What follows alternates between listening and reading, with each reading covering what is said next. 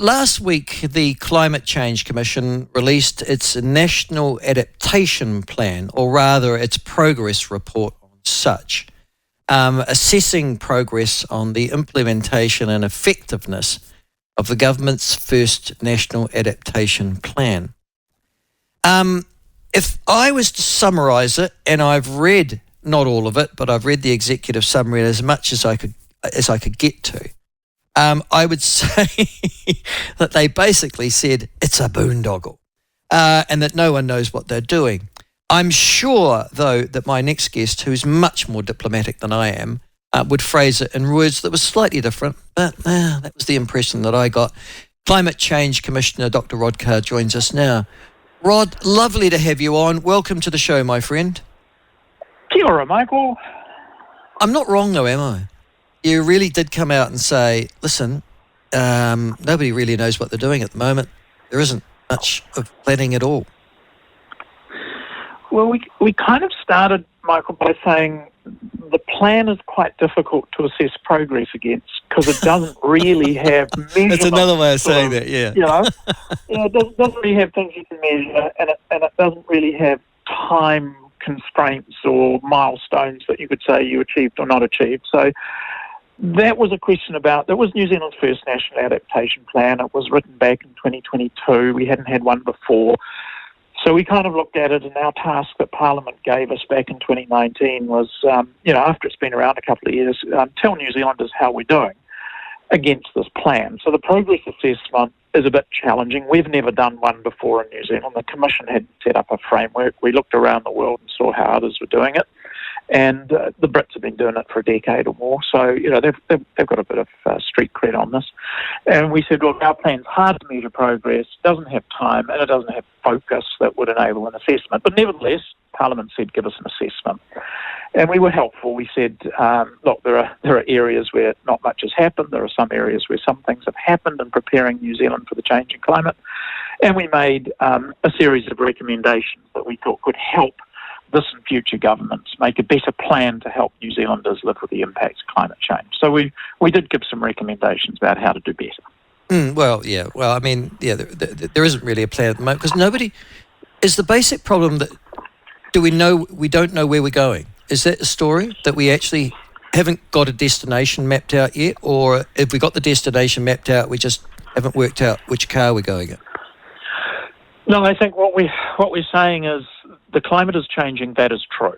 There are impacts of the changing climate on how we earn a living as well as how we live our lives. Those impacts are now being mapped quite effectively by NIWA and other people that show where the winds are going to be windier and where it's going to be drier and so forth. And we've identified that there's billions and billions of dollars of public infrastructure exposed to hazards and privately owned property exposed to hazards. So all of that is kind of known and knowable. The challenges for all of us, and it's not just on government, is how are we going to better prepare ourselves for the floods and the droughts and the wildfires? And some of it's about emergency response, but a lot of it, the evidence is if you plan for this stuff in advance, it costs you a lot less than if you run around picking up the broken pieces. And our advice is two things. Adaptation is inherently local. It happens in local communities and catchment areas, and you need to engage and empower those local communities to actually make some hard choices about what are we going to protect and how are we going to prepare for the future that is now here. And how are we going to be honest about where the costs and losses are going to lie? Because we live with this fiction that if we didn't cause the problem, then someone else should pay if we've lost, access to our property or a bridge or something. And the answer is New Zealand cannot afford to make whole all of the damage that is going to be done. So in advance of losing access, what are we going to do about helping people's expectations that the government, local government or central government or insurers, are just not going to give them all the money they think they should have? Yeah, which is fair enough. So in essence, we're into risk management, aren't we? Absolutely. Yep. And so at that point, you've got to decide, I'm sorry, we can't be everything to everybody. For example, there's going to be a flood down proven floodplains We can't continue to protect you from extreme weather events. We can't protect those roads. When the coast erodes, the coast is going to erode. You're just going to have to accept defeat, or alternatively, that you're going to have to leave. Yeah? There are some circumstances where that will be true. There are other circumstances where there may be opportunities to buy time.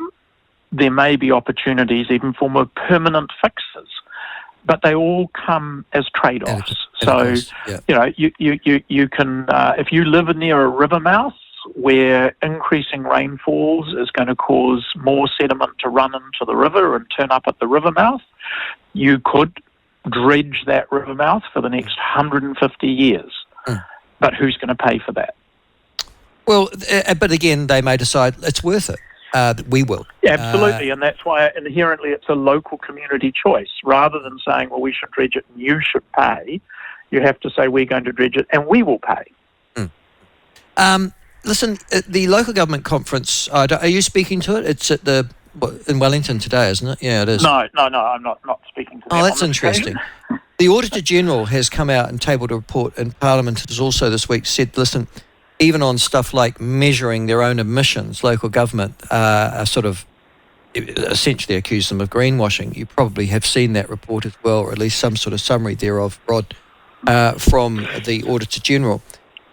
Is local government particularly equipped, though, to deal with this? It seems that there are so many different councils, all with their own plans, that it's almost classic failure, isn't it?